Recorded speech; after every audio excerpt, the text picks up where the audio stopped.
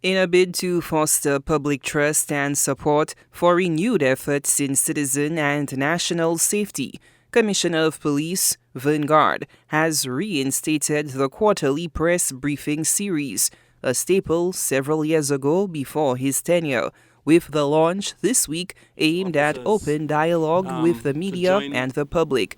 At the inaugural session, Guard highlighted the Royal St. Lucia Police Force's recent successes in intelligence-led operations, which have resulted in a marked increase in the detection and seizure of illegal firearms.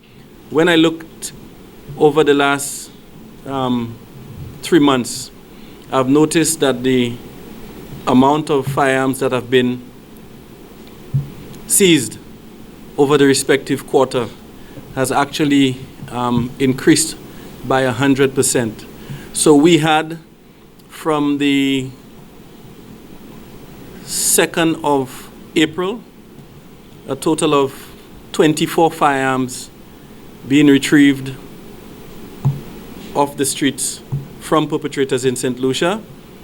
And when I looked at last year, over the respective period, it was in or around 11. The uptick in detections extended beyond firearms, as officers also recorded notable success in intercepting illicit contraband and ammunition.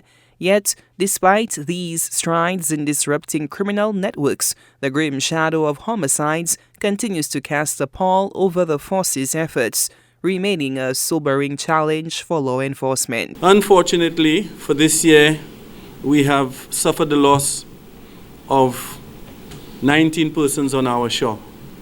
I've always said that every loss is a big loss in St. Lucia when persons die at the hands of individuals in conflict with the law.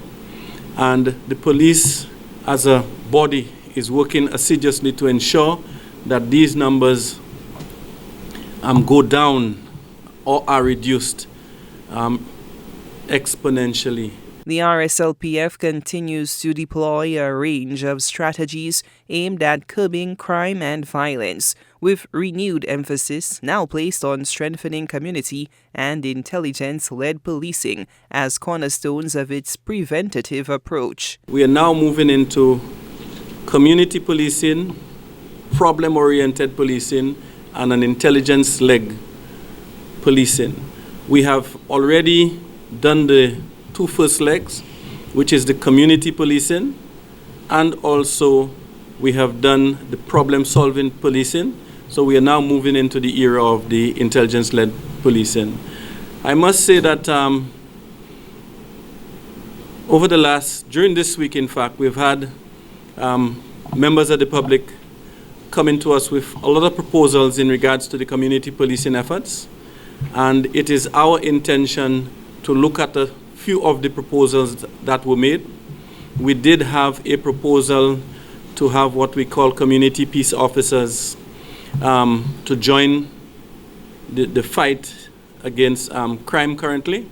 And we are looking at moving in that direction, but of course operationalizing it in a professional way.